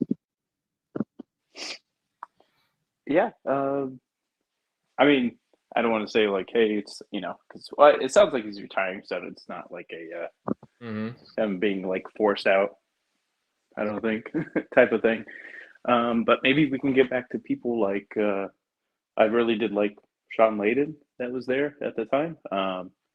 Even though it was, still more of like an Xbox platform fan. That's when I was going to, like, when they would have like the E3 events, like you could go to like your local movie theater with a friend and watch like the E3 there and watch their presentations. That's when I was a lot more into like what Sony was doing. So maybe they can get back to that, and because I think he just kind of has more of a vision of where he actually wants it to go versus just like numbers and profit point, and that being kind of seems like that's all he really cares about. As like when they announced the PS5, there was all that kind of like, we're clearly rebuttaling, or not rebuttaling, making up words now, kind of like the whole Xbox thing of like, hey, we're not leaving people behind with the transition with the Xbox. There won't be any true exclusives to where you're locked out of it in the first like 18 months. And then you had, when they announced the PS5, that whole showing of like, hey, we're clearly making a difference, different stand here. You just saw the games that we show off that can only be harnessed with the power of like the PS5. And for months they let, because people want to say, well, he didn't say it, because obviously there were some PS4 games in that showcase, like Bug Snacks or something. But it's clearly misleading, especially when you let the biggest, it's not just small publications, you let some of the biggest publications like IGN, every single one of them, run with, these are PS5 exclusives, pure and simple.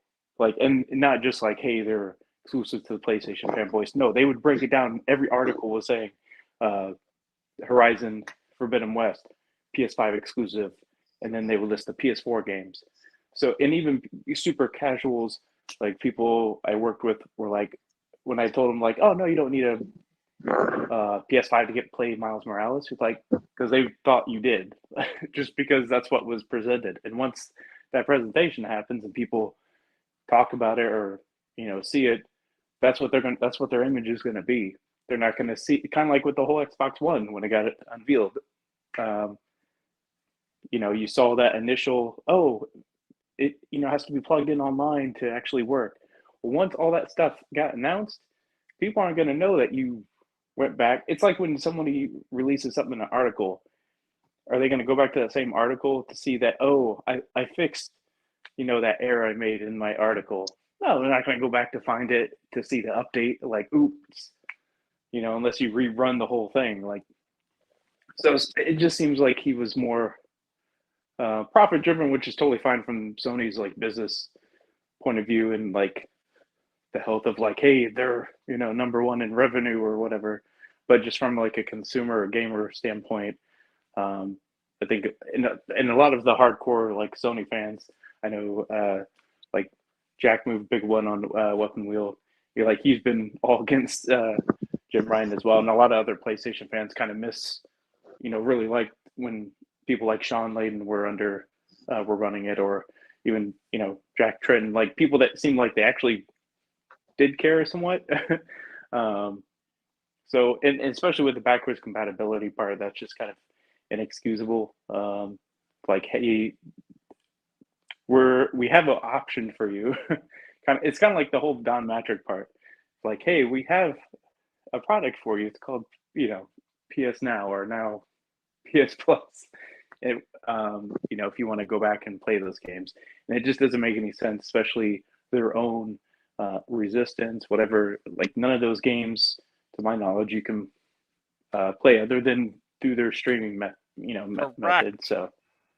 So, and especially Metal Gear Solid 4, like, just still locked on there. Hopefully that changes with this whole PlayStation, or with this whole Metal Gear revamp or volume, whatever. But it just doesn't make any sense. They even, in some of those games, they don't even bother to remaster to PS4 versions. I thought that would happen by now. I'm like, okay, well, if you're not going to do that, at least do that. But they're not even, and I don't understand, like, even Xbox, you can play more PS2 games on it by doing emulation. So it's like, you guys have the ability, and you guys, for a lot of these games, you licensed or you published, and probably have most of the licensing. Like, a licensing isn't an issue, and you have a huge library that you kind of did all yourself. So it just doesn't make any sense why. I get why they're not doing it, because it probably takes a good amount of money and resources they don't want to spend, just because it's not going to return the investment, whereas Xbox kind of like needed to do that because they saw the investment. Hey, we do this. Hey, it gives us some goodwill, gives us some, when we don't have other things cooking, it kind of is a big win for us versus our competitor. So obviously it wouldn't be a win, it'd be a catch up for them. So, it might take away what Xbox had, but now a lot of people have kind of like, hey, I'm just going to go buy the Xbox version of this game or whatever. And Sony probably doesn't want to do any of that because, again, Xbox just said, hey, just put your disc in there. Who cares? They were even bringing back some backwards compatible games that they couldn't even sell new versions for. They were just like, hey, you want to play Batman Arkham Origins? Cool. Well, we'll never sell it to you digitally, but yeah, you just pop in the disc. So there's probably some cost on their part making that even backwards compatible and probably getting some licensing things they had to do, but obviously not selling a new license. But just stuff like that, it just doesn't seem like that's going to happen under Jim Ryan. So hopefully they go in a better. It just seems like they were kind of like in this. I love the PS2 because it's my favorite console of all time, but it just seems kind of like some of the stuff that went on with late PlayStation 2 era. That seems kind of like where they were now, with as far as like their CEOs or like people in leadership. So hopefully maybe that part changes, but hopefully we'll get somebody in there like a lot of the fans have loved, like again, like we've said, like I've said a bunch of times already, like Sean Layden or somebody like that. But that's my 2 cents. But it's funny that he seems like he was there for such a short amount of time and didn't really. Everybody was like, look at everything he's done, way more than Phil Spencer. I'm like, no, he hasn't. He literally picked up a silver spoon in his mouth and took it out and placed it correctly on the table. Like that's. He landed the plane after Denzel did the whole inverted thing, and then he landed it like 2 feet from the ground. That's what he did. So congratulations. I mean, he did make the landing. That's cool. But all the development. Yeah. Oh, he made a successful launch. That's cool. What games did he? I guess we'll see stuff in the future, or we won't. He won't even be there anyway. So again, I don't know.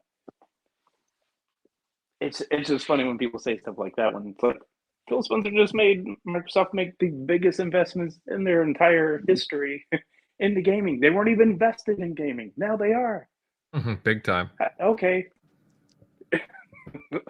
And look what their first party, whoever takes over, talk shit all you want. Whoever takes over, he passes on to somebody else. Guess what? That person, imagine their starting point with all these studios and all this investment where Microsoft's actually behind the actual, division versus where it was when he took over. Basically, no studios, no first party to speak of. Your best first party just walked out the door like a few years before you took over. Well, 7 years before you took over, with no investment after that. Mm-hmm. And Microsoft was like, "Hey, dude, should we just sell this off?" And people were hating, you were a meme and you were seeing you as like trash at the moment you came in. So it's like, these aren't the same starting points. Let's be real here. Mm-hmm. I'm done. All right. Fair enough, Eric. Fair enough. Centurion, why don't you round us out here? I would love to know your thoughts on the Jim Ryan talk and whatever else is Sony related, to be honest, because I know there's different stuff. But please give us your take, your thoughts. Yeah, where do we begin? I mean, so let's just face it. I'm not going to sit here and say that Jim Ryan is a piece of trash and he was absolutely detrimental to the brand. He had his own unique style. He did things that a lot of people didn't agree with, and we've all seen that happen. Like, we all remember Don Matrick trying to turn the Xbox One into a VCR, and we obviously saw Jim Ryan trying to do things with the PlayStation brand that were out of the norm, putting games on PC, letting go of some of the older way of doing things, like the PlayStation is just this sacred garden. Now, obviously, Jim Ryan, like MLD touched on, has also done a lot of anti-competitive stuff. He got the nickname Dancing Shoes Jim Ryan. They fibbed about Horizon Forbidden West, about, like the game coming, like whoever bought the game would have both the PS4 and the PS5 version of the game. And then they tried to backtrack on that and charge people $10 for it. And then they realized that they were getting called out. And so they kind of were like, well, this is the only one you're going to get. Yeah, there's a lot that can be talked about on how Jim Ryan has been very anti-consumer and doing very anti-consumer stuff. Like, I mean, we could go on all day about that. But for the big part, so this is where I just tell everybody. So we saw how PlayStation, the #1 leader in the market in console gaming, caused the other console manufacturers to raise their prices. That's what happens when the market leader does something and the market sits back and watches, and they saw PlayStation get away with it. And so they knew, hey, guess what? It's okay. So that's some of the things that Jim Ryan has done, is he's made things a lot more expensive. PlayStation was the first one to come out with $70 games, and everybody was shortly thereafter. Well, I don't think PlayStation was the first one with $70 games, but they were like the first. They were like, I think that was Activision? 2K, Activision, then PlayStation. That was the okay. order. Well, that's where PlayStation was the first publisher out of the big three: Nintendo, Xbox, and obviously PlayStation. And that's where it just kind of set a precedence for Nintendo and Xbox. We saw them hold out as long as possible, especially after the holiday season. But then, to really show it, can we blame Xbox for not raising their prices because at least we have new gen hardware? But because PlayStation caused Xbox to raise their prices, we eventually saw Nintendo raise their prices as well for no reason. They stopped selling Tears of the Kingdom at $60 and raised the price for $70. That's just the only because game they've done it with, correct? The rest of them have either been 60 or less. It was just Tears of the Kingdom. But now we're starting to see Mortal Kombat was sold at full price with that's a third party. That's a third party, but I mean the most deceptive thing ever on Switch. It's oh terrible. My god. So that's what I mean. It's just right now we've seen a lot of tactics introduced into the gaming industry, and some of them were used by Jim Ryan. Let's just face it. I mean, that's one thing that sets Phil Spencer apart from a lot of guys, is he definitely, we've all seen it before. He's just oh, well, my success does not need to be built on your failures. That's how Phil Spencer looks at things. Now, but this is where the devil's argument here, devil's advocate, you want the devil, not the devil you don't know. So Hiroki Totoki, whatever, forgive me, I might be butchering his name. As far as I read, he is only a temporary leader for PlayStation because he's remaining the CEO and the CFO. The CFO, basically, I know he's the chief financial officer, and there's a second position, and he's taking on PlayStation as a third position, which means he's already stretched thin. So this is going to be temporary. There is going to be somebody that will become the new face of PlayStation. And that's where I believe we're going to be at a fork in the road. We're either going to have somebody that's going to continue on the legacy of Jim Ryan, and this is where we're going to, I'm going to touch on what Grimes, because it seems like me and Grimes are basically reading from the same book, assimilating the same theories. So, and this could be part of the reason why he may have not been asked to leave, but I do think it's really interesting that he had the same canned reason for wanting to leave as whatever his name, Can or whatever, the guy that left in 2019, that was the actual big guy of Sony. And it was the same canned response as, oh, I need just so much work and I need to go spend time with my family. It almost feels like they almost regurgitated the same response. So either ironically, coincidentally, they had the same reasons, or this just happens to be something that Sony likes to kind of just shoot out there when they know that somebody is going to be leaving a little bit unexpectedly. Though, of course, we all remember what happened with Sean Layden, who didn't even get a goodbye tweet, let alone a press release, but that's a different story. So we'll either see somebody come in and carry on the legacy of Jim Ryan, games as a service, big focus on Western games, blah, blah, blah. We all know the PlayStation that is today. Or we could see somebody come in that is going to have a much heavier focus on the losses that have been seen in the Japanese market. So as much as everybody wants to say the PlayStation is a raving success, yes, it's a raving success in the Western market because we are all, for some reason, spending a lot of money on gaming right now. And yes, there's a lot of money to be held over here. And as a result of that, Jim Ryan focused heavily on the Western market and forgot about how literally some of the stones that Sony paved its success on, and that was the Japanese market. A lot of people may not realize it, but the PlayStation 5 is the first PlayStation to come out that did not have a Japanese version of the console. Generally, from what I've heard, the Japanese versions of the PlayStations had the X and the O buttons in different spots, and there was a different feel to the console altogether. Because over there, having the X and O in a different spot was like more of like a cultural thing. And yes, so there was a lot of people that were upset about the fact that they were getting the same version of the PlayStation as the Western regions. And they felt a certain way. And that's where they, if you go look at the numbers, the PlayStation 5 is not selling as well in the Japanese market as previous iterations of PlayStations. That being said, the new leader of PlayStation could want to recapture some of that lost attention because we're already seeing Microsoft starting to make a little bit of headway in getting a more bigger presence in the Asian markets. We see them localizing Elder Scrolls Online. We see them giving deals for entry-level 1-month subscriptions into Game Pass. We know that Phil Spencer, Sarah Bond, the executives at Xbox are heavily invested in increasing the presence for the Xbox brand over there. And no, they're not going to really try to push consoles.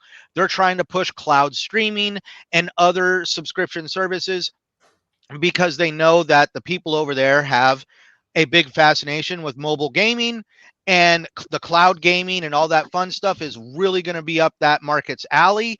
And so therefore we're going to see a huge presence for Microsoft over there when it comes to mobile gaming. And that's where PlayStation might feel a certain way about that.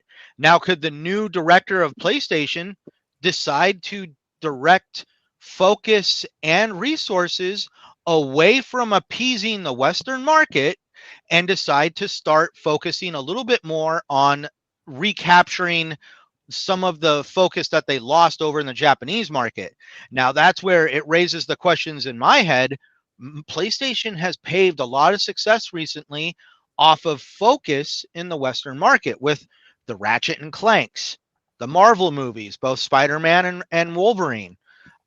We have seen a lot of Western focus. And now does this mean the new director of PlayStation potentially, would we like after Wolverine, could we still see multiple Marvel games popping up, or are they going to become pretty rare as like we're seeing like right now with first party studio games? And as a whole, there's a much bigger focus as games as a service. So first party studio games and single player experiences are already becoming a rarity in the PlayStation brand. Now, could we see them starting to focus more on trying to rekindle lost attention in the Japanese market? I mean, I could have a discussion and throw ideas off everybody all day, but I really do feel that we're going to hit a fork in the road come mid-July next year, where we're going to see the new direction of PlayStation. And is it going to be maintain the status quo, or is there going to be a big fundamental change in direction for the brand? I mean, you bring up a lot of interesting questions there that honestly, I guess only time will tell, Centurion. I'll admit I don't know a lot about the guy who's taking over on an interim basis right now. That being said, they're probably looking for, I would assume they're looking for a big name to fill the shoes, though, eventually. Right now, with Crusaders' pointed out situation with KOTOR, we've seen a Western style entertainment based game fall through the cracks. Now, we saw how games like Scalebound, Fable Legends totally changed the dynamic of Xbox very quickly. Could KOTOR be one of those big things to happen to the PlayStation brand that would change the dynamics? And we're also seeing the industry, like we touched on this earlier, roll back a lot of focus on games as a service. So are all 10 of these games as a service games that PlayStation has in the works with Jim Ryan's name on them going to come out, or are we only going to see 4 or 5 of them and they're going to cancel half of them? What does this mean for Bungie? Bungie is a huge Western developer that is focused heavily on games as a service. I really do think that there is a lot open to interpretation right now. And the new director of PlayStation, I really do feel is going to set the tone for PlayStation for the next 4 or 5 years. Yeah, I think that'd be fair. I mean, we're going to be seeing Jim's games for, the next, 2 years probably. Yeah, no, I mean, all this is very interesting. I'm very curious to see who they get for the job eventually, and, what direction they will take. Will they focus on VR as much? What will happen to the Portal? What's the fate of that? Although judging by the reactions, I don't think it's very good right now. Or, are they gonna continue to diversify? Are we gonna see more stuff being done on the PC end? I personally think we will. Cloud stuff, strengthening there, and also what they do with their own acquisitions. Right now, what happens when this dude, like I said, like, everybody be careful with the devil, the devil versus the devil you don't know. What happens if this new guy comes in and is just like, I don't care about these Western exclusives. Shove them day and date in the subscription service. Yeah, it's possible. Also, I mean, backwards compatibility was brought up earlier as well. I think they're going to find a guy that's going to be a blend of kind of like what we see with Phil Spencer, a guy that is very goal oriented when it comes to appeasing the fan base, but is also a little bit of a numbers guy. And like, that's one thing that Phil Spencer has also always been a numbers guy. It's one of the main reasons why they switched focus to, hey, we don't care about numbers sold. We care more about active users. We care about subscribers. Phil Spencer is really, truly a savvy businessman underneath it all. He's trying to balance appeasing the fans along with being that numbers guy, where Jim Ryan was just totally a numbers guy. Yeah, that's right. That's right. Who knows? Maybe we'll see different projects get greenlit that might not have even seen the time of day. I mean, I would say Jim was. I mean, he had a very short tenure as the CEO, but we did see a heck of a lot of remakes. Now that I think about it, okay, maybe not a heck of a lot, but like. The Last of Us definitely stuck out, along with there was a couple of others though. PC definitely lots of games getting ported over there, and again, just the certain acquisitions, right? So we'll see in time. I mean, again, maybe the acquisitions, maybe they change in scope as well, but we'll have to see on that note. Guys, any other comments with regards to Sony, PlayStation, Jim Ryan, anything else? Yes, no? All right. I know that there was a lot to cover here. I thought we did pretty well. again, Jim Ryan leaving, that's yeah, it's a pretty big thing. And we'll see down the line, continuing into March and April, how things go for PlayStation, what their moves are. I think a lot of it just bows down to, we'll wait and see with Xbox landing Activision, the final word there, and we'll see how it goes. All right. But guys, I think on that note, we'll start to close things off. Another fun chat tonight. Just, between all the guys talking about Jim Ryan's exit from Sony, the FTC going after Xbox again, and Xbox and Meta getting real cozy together on the Meta Quest. Chat, you guys were really stellar tonight. Lots of activity.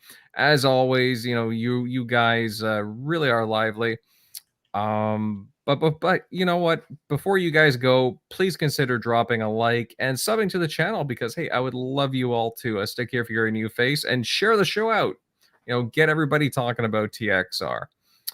All right, going on over to some outros. Grimes, my man, it was really nice having you back on with us tonight. Where can everybody follow you at? You can follow me on Twitter on Fake Mayhem OG, or threads at Lobo2Grimes. And thanks for having me. It's always a pleasure talking to you guys. Always. Next up, going to the regulars, starting off with General MLD. MLD, hey, really awesome commentary tonight, as per usual. Where can everybody find you? Yeah, you guys can find me at MLD Ghost on Twitter, Gamertag Ghost MLD. And yeah, had a good time tonight. Looking forward to the next one. Indeed. Next up, Centurion. Hey, I loved what you brought tonight, buddy. Honestly, really informative, really to the point. Where can everybody find you? Oh, dude, it was a great conversation with everybody tonight. Had an absolute blast. Even though, like I said, if I may sound a little different, still waiting for my internet to come on. Oh, the joys of technology. Yeah. But anyways, for those that want to keep up with me with technology, please find me at Centurion1307. Obviously on YouTube, getting ready to kind of release a video there that's gonna kind of recap a lot of stuff for the CMA versus the FTC versus Microsoft and the whole saga there. Also, find me on Twitter, Xbox Live, Gaming Beyond the Box with Wilmy Hood at 7 Eastern on Sundays, and here 9 Eastern on Sundays, and that's pretty much where you'll find me. All right. Good stuff there, guys. Check him out. Moving over to Eric Shockley. Shockley, hey, I thought you had some really wonderful commentary as well. I love what you said earlier. Where can everybody find you? Yeah, as always, you can find me at Shock Nero on Twitter, Easy Shot on Xbox Live. But yeah, thanks for Grimes for stepping by, and have a good night. All right. Moving on over, Crusader. Hey, love the passion tonight. Lots of good stuff that you said, and again, keep up the good work with the threads. Thank you. Yeah, it was good. Good show tonight. Good show tonight. You can find me at all the regular social medias and gaming consoles at Crusader 3456. All right. And to round out the crew, you can find my content on YouTube at Invader Gaming. I've been uploading more and more. I've been doing some unboxings, and you can expect more very shortly. But yeah, we all hope you enjoyed the show tonight, and we're looking forward to the next one. Peace out, guys.